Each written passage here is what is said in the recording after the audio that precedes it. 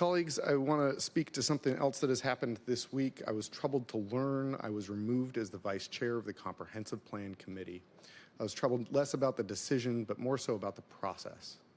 As I mentioned last month, changes to the committee roles within a biennium is unusual, and it's even more unusual to make these types of changes mid-year or twice in 2 months. What was troubling to me was less about the decision, but rather the process.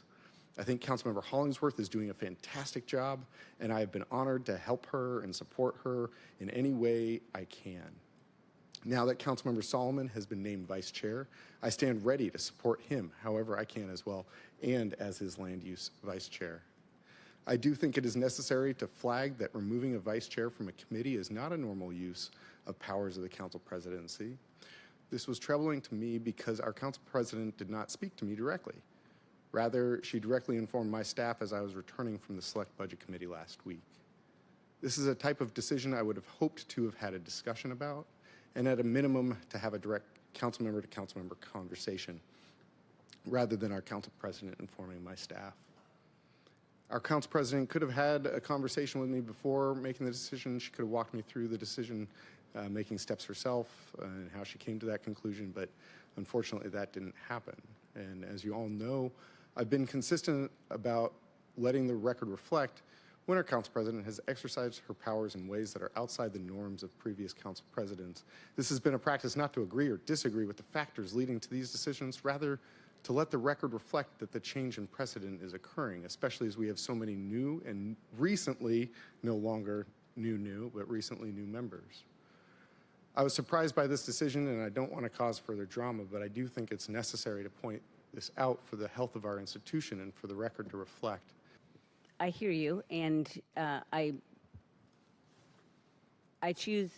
could also sit here and explain all of my reasons that I have explained in emails directly to you and also through our colleagues about my decisions, and I choose not to use this time to get into a back and forth. I mean, come on, we're the most senior people on this council, and you know, people don't like to see mom and dad in a spat. So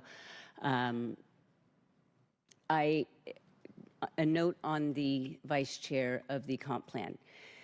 Normally, the comp plan is chaired by the land use chair. Our land use chair left her post early, and the leadership of the comp plan committee, the select committee on comp plan, was made in a void of someone to take that place. And so clearly, I really do appreciate you stepping in and offering your expertise, having been a past chair of land use.